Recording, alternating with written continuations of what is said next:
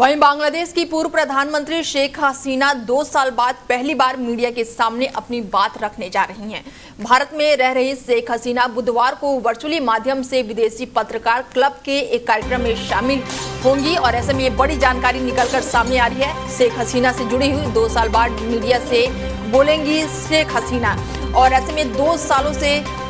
सालों के बाद से ये कार्यक्रम जो है वो ढाका में परेशान है और ऐसे में भारत ने कार्यक्रम से बनाई दूरी। बड़ी जानकारी निकलकर सामने आ रही है कि वर्चुअली प्रेस वार्ता पर बढ़ा राजनीतिक विवाद। ऐसे में ये बड़ी जानकारी शेख हसीना से जुड़ी हुई निकलकर सामने आ रही है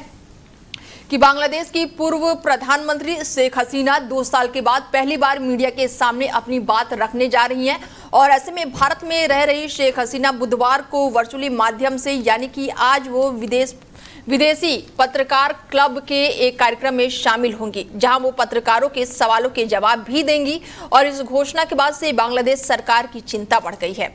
ढाका ने भारत से इस कार्यक्रम को लेकर आपत्ति जताते हुए स्पष्ट रूप से अपनाने की मांग की है। बांग्लादेश के विदेश राज्य मंत्री शमा अवध इस्लाम ने सवाल उठाए और एक भगोड़े नेता को भारत में राजनीतिक गतिविधियों की अनुमति किस आधार पर दी जा रही है।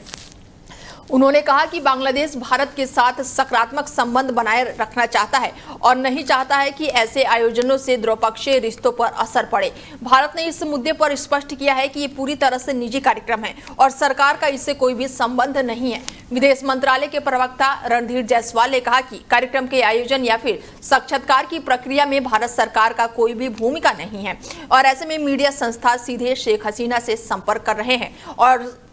साक्षात्कार देना उनका व्यक्तिगत निर्णय है। गौरतलब है कि अगस्त 2024 में बांग्लादेश में हुए हिंसक विरोध प्रदर्शन के बाद से शेख हसीना देश छोड़कर भारत आई थी और इसके बाद से उन्होंने केवल लिखित बयान ही जारी किए थे और अब पहली बार वो सार्वजनिक रूप से वर्चुअली माध्यम से अपनी बात रखेंगी। विशेषज्ञों का मानना है कि इस प्रेस वार्ता के जरिए शेख हसीना अपने